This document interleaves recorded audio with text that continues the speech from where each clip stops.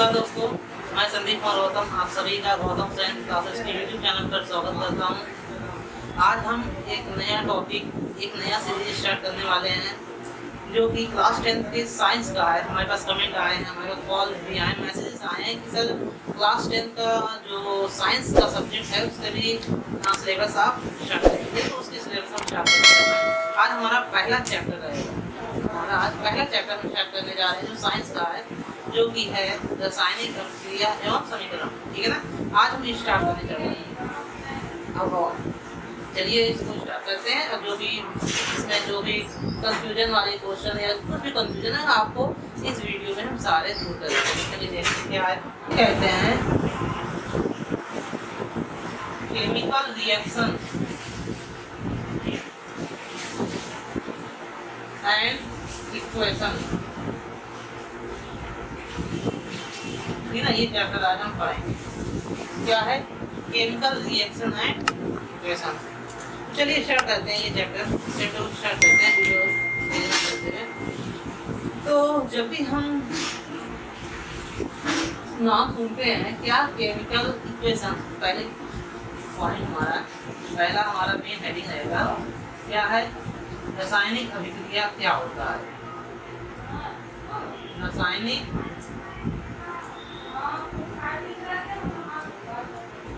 अभिक्रिया।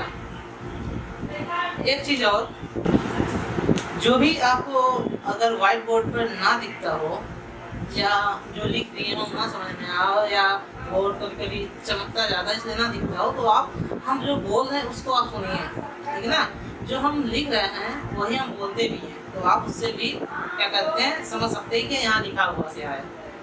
ठीक है ना, बस आप कोऑपरेट करते रहिए। ये प्रॉब्लम भी धीरे धीरे जो कमेंट आता है कि सर बहुत चमक रहा है, वीडियो दिख नहीं रहा है या कभी कट जाता, तो वो आप थोड़ा मैनेज कीजिए अपने तरफ से। हम भी अपने तरफ से मैनेज कर रहे हैं, बहुत जल्दी ये सब आप प्रॉब्लम दूर हो जाएगा। बस आप थोड़ा कोऑपरेट करते रहिए। ठीक है ना, हमने लिखा है यहाँ रासायनिक अभिक्रिया क्या होता है, इसके बारे में हम क्या करेंगे, जानेंगे, पढ़ेंगे क्या होता है रासायनिक अभिक्रिया। रासायनिक अभिक्रिया को समझने से पहले हम जब भी रासायनिक अभिक्रिया का नाम सुनते हैं, रासायनिक क्रिया का जब भी नाम सुनते हैं तो हमारे माइंड में कुछ बातें आ जाती हैं, जैसे कि रासायनिक क्रिया क्या होता है, या कब होता है, या ठीक है ना। तो ये क्वेश्चन सुनिए, इसमें क्या क्या हमारे माइंड में क्वेश्चन आता है। पहला क्वेश्चन ये आता है कि रासायनिक क्रिया कब होता है, कब होता है रासायनिक क्रिया। दूसरा क्वेश्चन होता है कि कैसे हम जानेंगे कि रासायनिक क्रिया होता है। तीसरा क्वेश्चन आता है कि इसका क्या क्या उदाहरण है,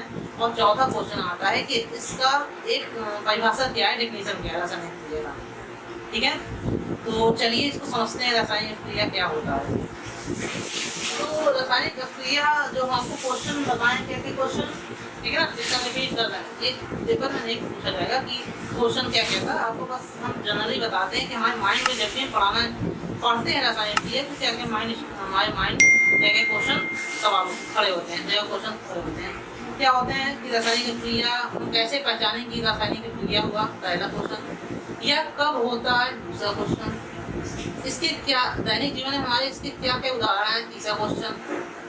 और इसकी क्या परिभाषा है, चौथा क्वेश्चन। ये चार क्वेश्चन हमारे माइंड में सबसे पहले पुटअप होते हैं। चलिए इसके बारे में जानते हैं। तो रासायनिक क्रिया जब भी हम पढ़ते हैं, ठीक है ना, जब भी हम समझते हैं तो कुछ एक एग्जाम्पल के द्वारा हम समझते हैं कि कैसे रासायनिक क्रिया हमारे साथ होता है, हमारे दैनिक जीवन में हमारे कैसे रासायनिक क्रिया। तो चलिए हम समझते हैं कि रासायनिक क्रिया होता क्या है।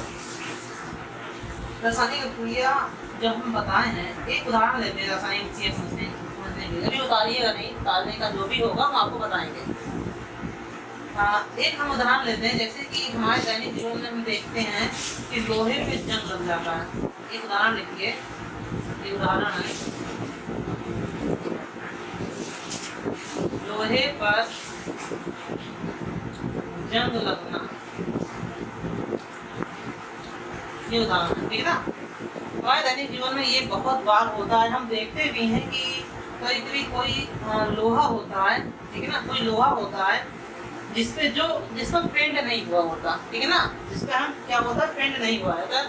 अगर उसे हम क्या कहते हैं, वायु के संपर्क में रख देते हैं या खुले एटमॉस्फेयर में, खुले वातावरण में रख देते हैं, तो इसमें एक ब्राउन कलर की लेयर जमने लगती है। देखे होंगे हम लोग, क्या कहते हैं इसमें एक ब्राउन कलर की लेयर क्या करने लगता है, जमने लगता है, ब्राउन लेयर, ठीक है ना। ब्राउन भूरी कलर की एक परत जमने लगती है। इस परत को ही हम क्या कहते हैं, लोहे पर जंग लगना। इस परत को ही हम कहते हैं जंग लगना। क्या कहते हैं इसमें, ये क्वेश्चन भी पूछा जाता है बोर्ड में कि बताइए कि लोहे पे जंग लगना, लोहे पर की कब जंग लग जाता है, इसका कारण बताइए, ठीक है ना। कहता है कारण बताइए, क्वेश्चन आता है कारण स्पष्ट कीजिए, कारण स्पष्ट कीजिए क्वेश्चन आता है।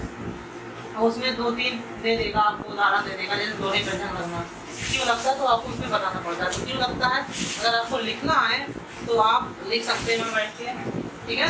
क्या करना है, इसमें लगता क्यों है, देखिए फिर सुनिए। जब भी कोई लोहा रहता है जिसका पेंट नहीं हुआ होता, क्या विदाउट पेंट, जिस पर क्या हुआ पेंट नहीं हुआ होता, उससे अगर हम वायु के संपर्क में रखते हैं, मतलब खुले वातावरण में रखते हैं, ठीक है ना, तो क्या होता है धीरे धीरे आप देखिए इस लोहे पर, ठीक ना, ये क्या है Fe है, ये मतलब लोहा है, याद रखिएगा। इस लोहे पे एक ब्राउन कलर की लेयर जमने लगती है, ठीक ना, भूरी कलर की लेयर, जिसे हम अपने सिंपल लैंग्वेज में, सिंपल भाषा में क्या कहते हैं, जंग लगना कहते हैं।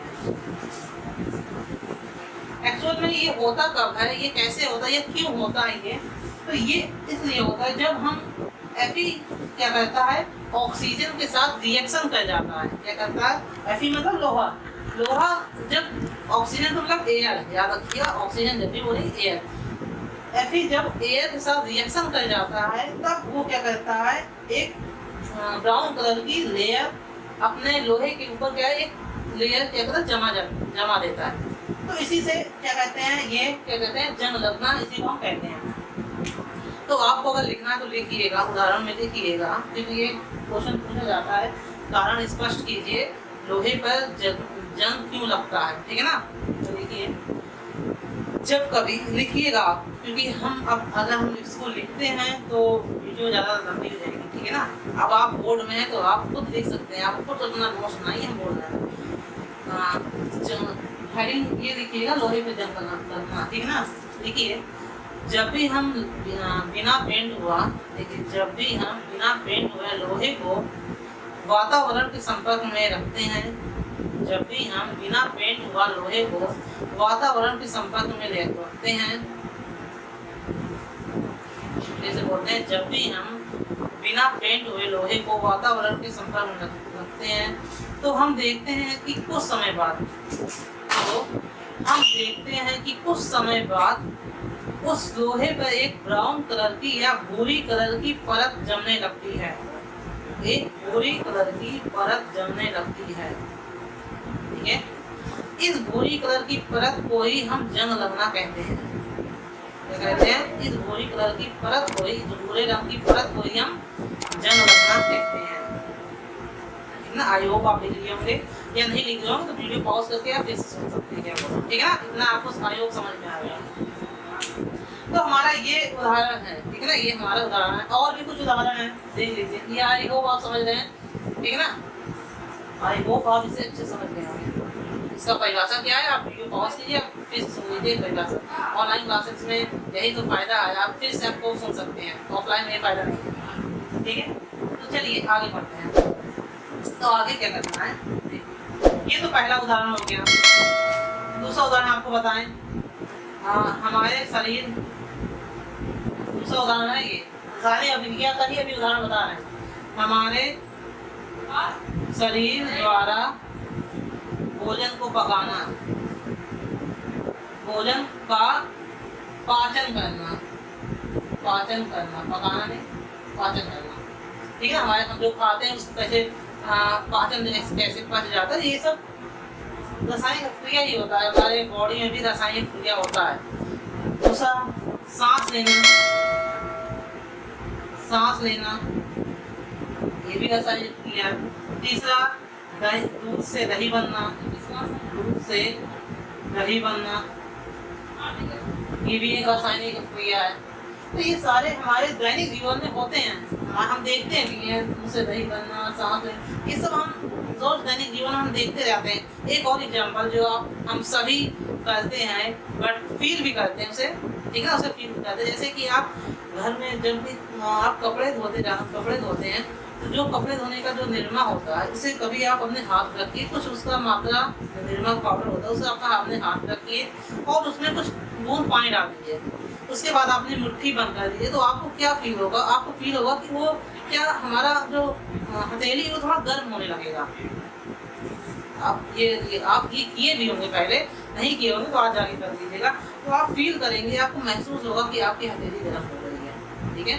तो ये भी एक तरह का रासायनिक प्रक्रिया है कि वो जो हमारा क्या होता है निरमा पाउडर है वो वाटर के साथ रिएक्शन करके हीट जनरेट करता है। हीट जनरेट करने मतलब ऊष्मा का उत्सर्जन करता है, ठीक है ना, ऊष्मा को निकालता है, ठीक है ना, ठीक ना, हीट को जनरेट करता है, ऊष्मा का उत्सर्जन करता है, उसमें से ऊष्मा निकलने लगती है फिर, ठीक है। तो इसी से हमारा हथेली गर्म होता है। तो क्या होता है, तो आप आई होप समझ गए कि इसका उदाहरण क्या है, ठीक है ना। अब आते हैं, हमारे 2 क्वेश्चन तैयार हो गया। रासायनिक क्रिया कब होता है, जो हम 4 क्वेश्चन बताए थे, रासायनिक क्रिया कब होता है आप समझे, ठीक है ना। लोहे पे जंग लगना, ये सारे ऐसा रासायनिक क्रिया ही होता है हमारे दैनिक जीवन, और ये दैनिक जीवन का उदाहरण 2 क्वेश्चन। अब आते हैं परिभाषा की तरफ जाते हैं, ठीक है ना, इसका परिभाषा एक्चुअल में होता क्या है। तो चलिए परिभाषा देखते हैं, इसको हम चाहते हैं। अब परिभाषा की तरफ चलते हैं, ठीक है। रासायनिक क्रिया का परिभाषा क्या है, देखिए लिखते हैं, हम जो भी लिख रहे हैं, ठीक है ना, हम जो भी लिख रहे हैं वो बोल दे रहे हैं। अगर आपको दिख नहीं रहा होगा तो आप जो बोल रहे हैं वो समझ जाइएगा। ऐसे पदार्थ क्या है, ऐसे परिवर्तन जिनसे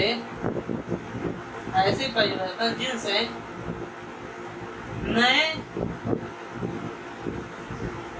पदार्थों का निर्माण होता है, रासायनिक अभिक्रिया कहते हैं, रासायनिक अभिक्रिया कहलाता है,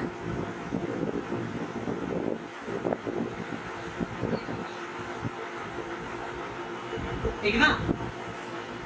ऐसे परिवर्तन जिनसे नए पदार्थों का निर्माण होता है रासायनिक क्रिया कहलाता है, ठीक है।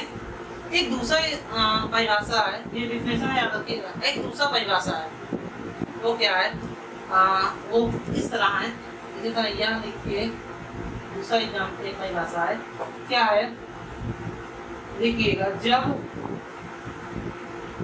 2 या 2 से अधिक, जब 2 या 2 से अधिक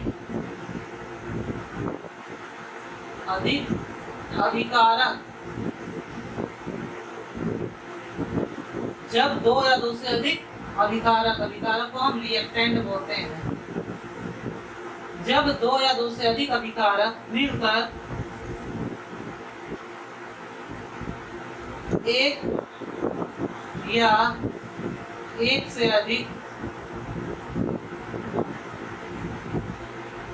अधिक उत्पाद बनाते हैं,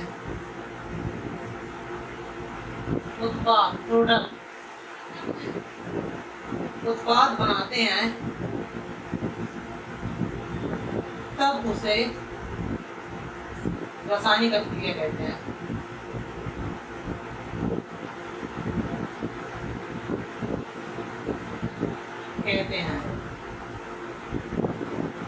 ठीक है ना, क्या है फिर से समझते हैं। ये तो परिभाषा है रासायनिक क्रिया का, क्या है, जब 2 या 2 से अधिक अभिकारक मिलकर एक या एक से अधिक उत्पाद बनाते हैं तो उसे रासायनिक क्रिया कहते हैं। या ऐसे परिवर्तन जिनसे नए पदार्थों का निर्माण होता है, ऐसे परिवर्तन जिनसे नए पदार्थों का निर्माण होता है उसे हम रासायनिक अभिक्रिया कहते हैं। आई होप आप ये 2 एग्जाम्पल समझ रहे हैं। तो चलिए आगे चलते हैं। अब आपके जो माइंड में 2 क्वेश्चन और आया होगा, क्या है कि यहाँ क्या है, एक अभिकारक है और एक उत्पाद। ये दो शब्द आपके सामने नए आए हैं। तो चलिए हम जानते हैं अभिकारक क्या होता है, उत्पाद क्या होता है। तो पहला है अभिकारक क्या होता है।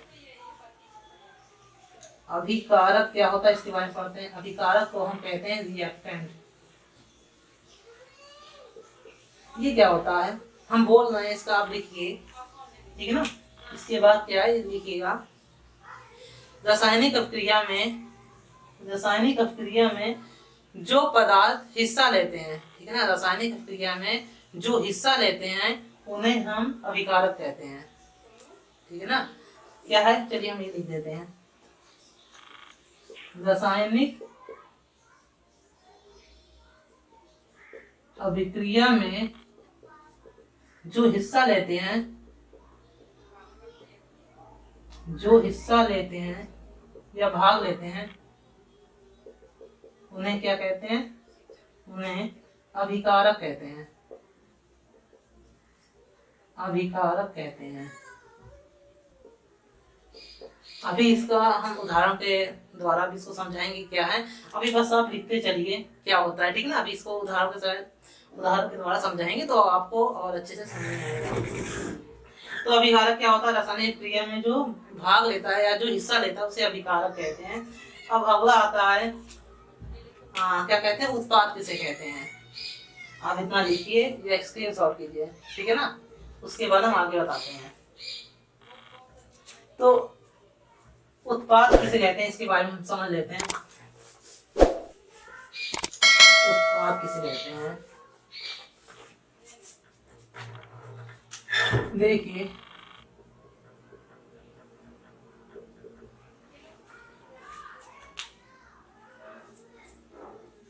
तो उत्पाद किसे कहते हैं इसके बारे में समझते हैं।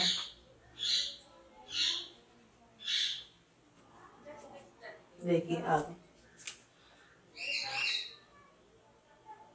ऐसे पदार्थ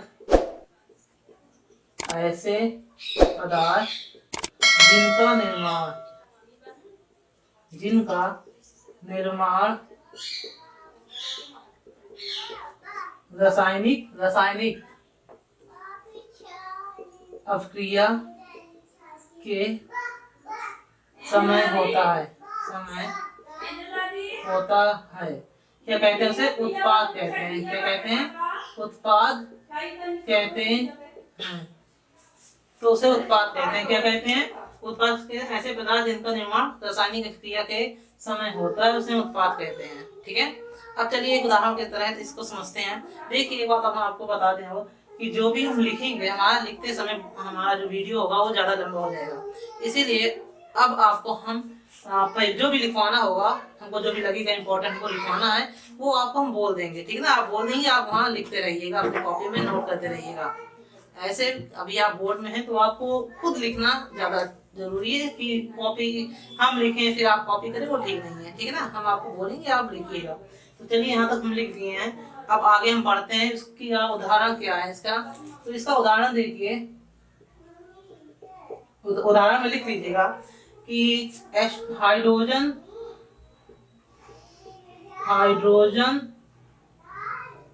H2 और ऑक्सीजन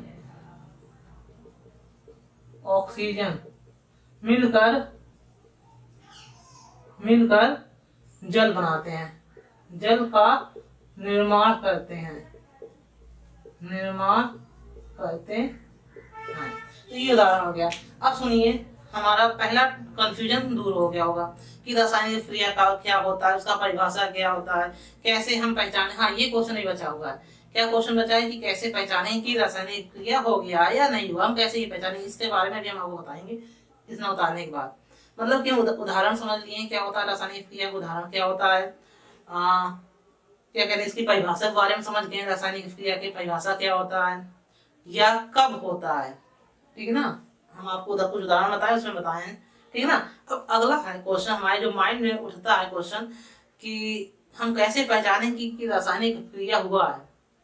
क्या बताएं, हम कैसे पहचानेंगे कि रासायनिक क्रिया हुआ। हम एक बार फिर से बताते हैं, बोर्ड के एग्जाम में आपसे जो क्वेश्चन पूछा जाएगा वो आपको रहेगा कि रासायनिक क्रिया क्या होता है, ठीक है, क्वेश्चन पूछा जाएगा, क्वेश्चन बोल रहे हैं आप सुनिएगा। रासायनिक क्रिया किसे कहते हैं, उदाहरण सहित स्पष्ट कीजिए। ये क्वेश्चन बोर्ड में पूछा जाता है। क्या कीजिए, रासायनिक क्रिया किसे कहते हैं, उदाहरण सहित स्पष्ट कीजिए। पहला क्वेश्चन ऐसे आएगा बोर्ड में। दूसरा क्वेश्चन क्या पूछा जाता है बोर्ड में कि रासायनिक क्रिया किसे कहते हैं, यह कितने प्रकार का होता है, उदाहरण सहित स्पष्ट कीजिए। ठीक है ना, तो कितने प्रकार का होता है ये तो अभी नहीं पढ़ाएंगे, वो आगे हम आपको पढ़ाएंगे। ठीक है, लेकिन ये एक क्वेश्चन आपका कंप्लीट तैयार हो गई, रासायनिक क्रिया किसे कहते हैं और इसका उदाहरण क्या है। आई होप आप समझ रहे होंगे। इतना आप स्क्रीनशॉट कीजिए या आपको कॉपी उतारिए, फिर आगे हम आपको बताते हैं कि कैसे हम पहचानें कि वो रासायनिक क्रिया होगा या नहीं होगा।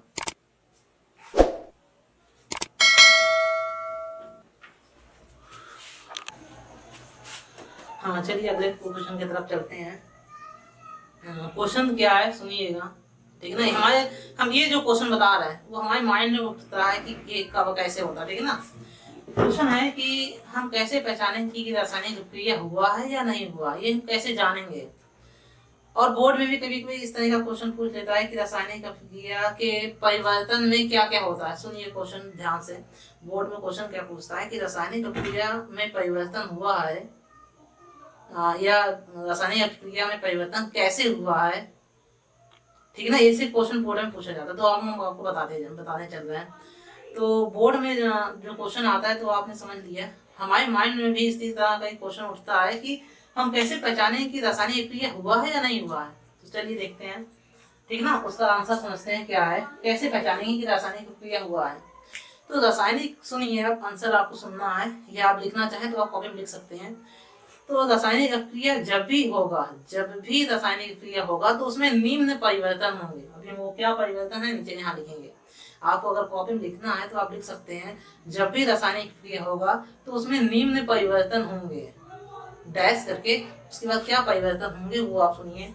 देखिए पहला परिवर्तन होगा, हो सकता है वो अवस्था में परिवर्तन हो जाए। क्या होता है, अवस्था परिवर्तन। मतलब कि अवस्था परिवर्तन का मतलब या तो लिक्विड है या गैस है तो लिक्विड बन जाएगा, लिक्विड है तो सॉलिड बन जाएगा। इसी तरह क्या होगा, स्टेट चेंज होता है, अवस्था परिवर्तन होता रहेगा। क्या है, लिक्विड है, लिक्विड, गैस और सॉलिड, इस तरह अवस्था चेंज हो जाता है। ठीक है ना, एक मैटर का ये क्या, एक अवस्था तो है, मैटर द्रव्य। बहुत से लोगों को कंफ्यूज होता है, क्या ये हम बोल रहे हैं द्रव्य, याद रखिएगा, और एक होता है द्रव, कंफ्यूजन मत रखिएगा। इस द्रव का मतलब होता है मैटर, इस द्रव का मतलब होता है लिक्विड। ये द्रव है, ये द्रव्य है, ये मैटर। ठीक है ना, हम जो बोल रहे हैं वो द्रव है। ये जो द्रव है इसी के पार्ट है, इसी की अवस्था है। क्या, लिक्विड, गैस और सॉलिड, इसी के पार्ट ये हैं। ठीक है ना, द्रव के पार्ट ये हैं। ये जो द्रव है इसी का एक पार्ट है, भाग है। ठीक है ना, स्टेट है एक तरह का। तो चलिए क्या हुआ, अवस्था में परिवर्तन हो गया। दूसरा क्या है, हो सकता है रंग में परिवर्तन हो जाए। जब रिएक्शन होने से पहले कोई और रंग होता है, रिएक्शन के बाद कोई और रंग होता है, रंग में परिवर्तन हो सकता है। ठीक है, अगला क्या है, अगला है तापमान में परिवर्तन हो सकता है। क्या है, तापमान में परिवर्तन, तापमान परिवर्तन हो गया। अगला क्या है, देखिए 3 हो गया, अवस्था परिवर्तन, रंग परिवर्तन, तापमान परिवर्तन, और हमारा जो एक बचता है वो है गैस का उत्सर्जन, गैस का उत्सर्जन। ठीक है ना, ये 4 परिवर्तन हो सकते हैं। जब भी रासायनिक, आपको पहचानना है कि रासायनिक क्रिया हुआ है या नहीं है, तो ये 4 चीज चेक करेंगे कि ये 4 हुआ है नहीं हुआ। अगर ये 4 पॉइंट नहीं हुए होंगे उस रासायनिक अभिक्रिया में तो समझिए रासायनिक क्रिया नहीं हुआ है। ठीक है, क्या है, अवस्था परिवर्तन, रंग परिवर्तन, तापमान में परिवर्तन और गैस का उत्सर्जन। गैस का उत्सर्जन का मतलब होता है कि जैसे भी हम आपको बताए थे कि अगर आप घर में जो यूज होता है निर्मा पाउडर, उसको अगर आप अपने हथेली लेंगे, उसमें कुछ बूंद अगर वाटर पानी रखेंगे तो क्या करेंगे, आप महसूस करेंगे वो हीट होने लगेगा, गर्म का महसूस करेंगे, गर्माहट का। तो वही इसका मतलब है गैस का उत्सर्जन। मतलब वो क्या करता है, हीट का जनरेट करने लगता है, हीट को ट्रांसफर करने लगता है। ठीक है ना, एक हीट गर्माहट निकालने लगता है इसमें, ठीक है ना, गर्माहट के रूप में निकलने, इसी को कहते हैं गैस का उत्सर्जन। तापमान में परिवर्तन मतलब अगर हम कोई रिएक्शन कर रहे हैं, हो सकता है कि उसका तापमान 0 डिग्री सेल्सियस हो और रिएक्शन के बाद उसका तापमान 2 डिग्री सेल्सियस, मतलब टेम्परेचर में क्या इंक्रीज कर जाता है। रंग में परिवर्तन आपको समझाई दिए, हो सकता है रंग में परिवर्तन, लाल रंग का हम रिएक्शन करें, वो कुछ जो मैटर है वो लाल रंग का है, रिएक्शन के बाद ग्रीन रंग का हो जाता है। तो ये कुछ परिवर्तन है जिससे हम समझ सकते हैं कि क्या कहते हैं रासायनिक क्रिया हुआ है। अब एक चीज और हम रासायनिक क्रिया के चलते चलते बता दें कि रासायनिक क्रिया को आप कभी भी भौतिक विधियों द्वारा उलट नहीं कर सकते। मतलब कि अगर हम चाहें तो उसको, जैसे हम आपको उदाहरण बताएं, इसे नोट पॉइंट में आप लिख लीजिए अपने कॉपी में। इसके बाद नोट पॉइंट एक डालिएगा, नोट पॉइंट आप डालिएगा, ठीक है ना। इसको आप लिखिएगा जरूर। क्या है नोट पॉइंट में लिखिएगा कि रासायनिक क्रिया को किसी भौतिक विधि द्वारा उलट नहीं किया जा सकता। उलट करने का मतलब, जैसे हम एक उदाहरण लें, हम जानते हैं दूध से दही बनता है, ठीक है ना। तो उस जब दूध से ये केमिकल क्या कहते हैं, रासायनिक क्रिया होता है, लेकिन क्या उसको हम उस जो दही बना के उसको वापस हम दूध बना सकते हैं? नहीं बना सकते, वो किसी भी कंडीशन में पॉसिबल नहीं है, ठीक है ना। रासायनिक क्रिया के बाद उससे हम किसी भौतिक विधि द्वारा हम उसे अलग नहीं कर सकते हैं, उसे हम फिर से वही प्रोडक्ट नहीं बना सकते हैं, ठीक है ना। जो पहले था, जो रिएक्टेंट था, एक बार जो प्रोडक्ट बन गया, क्या कहा हमने, रिएक्टेंट का मतलब अभिकारक, और ये है उत्पाद। अगर अभिकारक से एक बार उत्पाद बन गया तो ये कभी भी उत्पाद से अभिकारक नहीं बन सकता, याद रखिएगा। कुछ केस में हो सकता है, बट जनरली ये कभी भी पॉसिबल नहीं है। मतलब भौतिक विधि द्वारा तो पॉसिबल नहीं है, ये 100% है। लिख लीजिए कि क्या लिखना है कि रासायनिक क्रिया को कभी भी भौतिक विधि द्वारा पलट नहीं किया जा सकता, ठीक है ना। पलट नहीं किया जा सकता या उलट नहीं किया जा सकता। उलट का मतलब उल्टा नहीं किया जा सकता। आई होप इतना आप समझ गए होंगे। अब इसके बाद आपको हमको पढ़ाना है रासायनिक समीकरण क्या होता है। इंपॉर्टेंट टॉपिक ये है रासायनिक समीकरण। रासायनिक समीकरण के बाद हमको पढ़ना है कि रासायनिक समीकरण को हमको संतुलित कैसे करना है, बैलेंस कैसे करना है। बैलेंस पे आपको हम बता दें कितने बहुत सारे क्वेश्चन बोर्ड में आते हैं। आपको 4 से 5 नंबर का क्वेश्चन सिर्फ बैलेंस करने के मिलेगा, और वो भी हीट एंड ट्रायल मेथड से क्या कहना बैलेंस करना है, हीट एंड ट्रायल मेथड से बैलेंस करना है। तो आई इतना आप उतारिए। इसके बाद हमारा अगला टॉपिक होगा क्या, रासायनिक समीकरण किसे कहते हैं, रासायनिक समीकरण को कैसे व्यक्त करते हैं, कैसे दर्शाते हैं, बैलेंस कैसे करना है, रासायनिक समीकरण को बैलेंस कैसे करना है, ठीक ना। उसमें हम सारे इसके बाद उन बातों पर हम क्या करेंगे, गौर करेंगे। चलिए अपना कॉपी कीजिए या स्क्रीनशॉट करना है, आप इसको नोट कीजिए। कुल मिला के आप नोट्स बनाते चलिए साथ साथ में, आप प्रॉब्लम नहीं होगा बाद में, क्योंकि जैसे ही एक बार अगर बोर्ड का एक बार डेट आ गया तो पेपर बहुत जल्द होना स्टार्ट हो जाएगा, तो आपके समय नहीं मिलेगा फिर से नोट्स बनाने के। इसलिए हम जो भी आपको हम बोलते हैं कि नोट कीजिए, उसको आप तुरंत क्या है कॉपी में नोट किया कीजिए। सारे हम पॉइंट को यहाँ बोर्ड में तो नहीं लिख सकते। अब आप बोर्ड में हैं तो आप इतना तो सिंसियर हो सकते हैं, हो चुके होंगे कि आप हम जो बोल रहे हैं तो आप उसको लिख सकते हैं कॉपी में, ठीक है ना। वैसे हम कभी क्लास में ऐसे लिखाते नहीं है, वो हम बोल के ही लिखाते हैं, ठीक है ना। तो आप भी कोशिश कीजिए, जो भी हम बोले हैं, जब भी हम बोले कि लिखिए तो आप उसे कॉपी में नोट डाउन कर लिया कीजिए। चलिए अब इसके बाद आगे हम पढ़ते हैं।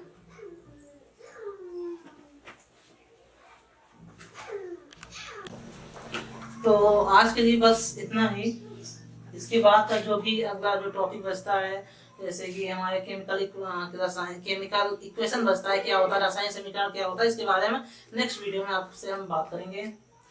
और जो भी इस वीडियो में अगर आपको नहीं समझ में आएगा, हम आपको एक बात पहले ही बोले हैं कि जब भी हम आप कमेंट करते हैं कि सर इधर का नहीं दिखेगा या इधर का कभी कट जाता है, सही बात है, कहीं भी कट जाता है, वो बाय डिफॉल्ट हो जाता है। तो आप हम जो बोलते हैं, जो हम लिखते हैं उसको हम बोलते भी हैं। तो आप इतना बस हम कोऑपरेट कीजिए कि हम जो बोल रहे हैं आप उससे समझ जाया कीजिए कि हम क्या यहाँ लिख रहे हैं, ठीक है ना। हम ये जो बार बार क्या कहते हैं जो कटने वाली प्रॉब्लम होता है, या कभी कभी बोर्ड जो ज्यादा चमकता है उसकी वजह से नहीं दिखता, तो उसको हम धीरे धीरे दूर कर रहे हैं। बट आप कमेंट करें कि सर नहीं दिख रहा है, बट आप हमारे क्या कहें हमको कोऑपरेट कीजिए, हम जो बोल रहे हैं आप उसे देखिए, वही जो बोल रहे हैं वही हम लिख रहे हैं, ठीक है ना। तो उससे आप समझ सकते हैं कि क्या हम यहाँ लिखे हुए हैं। तो आज के लिए बस इतना ही। वीडियो पसंद आए हो तो लाइक कीजिए, कमेंट कीजिए, शेयर कीजिए, चैनल को सब्सक्राइब कीजिए। एक बात और, इस पे हमको रिस्पांस चाहिए, इसकी अगली वीडियो बनाने के लिए हमको इस पर रिस्पांस चाहिए। अगर इस पर रिस्पांस मिला तो हम नेक्स्ट वीडियो बनाएंगे, अन्यथा हम इस वीडियो को गिव अप करेंगे, यही छोड़ देंगे। ठीक है, तो इस पर रिस्पांस कीजिए, लाइक कीजिए, कमेंट कीजिए कि हमको अगली वीडियो जब जैसे आप कमेंट करेंगे कि हमको वीडियो जल्दी चाहिए तो हम आपको तत्काल उस वीडियो को बनाना स्टार्ट कर देंगे। बट आप पहले हमको कमेंट करें, लाइक करें, उसके बाद ही हम आगे इसका वीडियो प्रोवाइड करवाएंगे आपको। तो थैंक यू।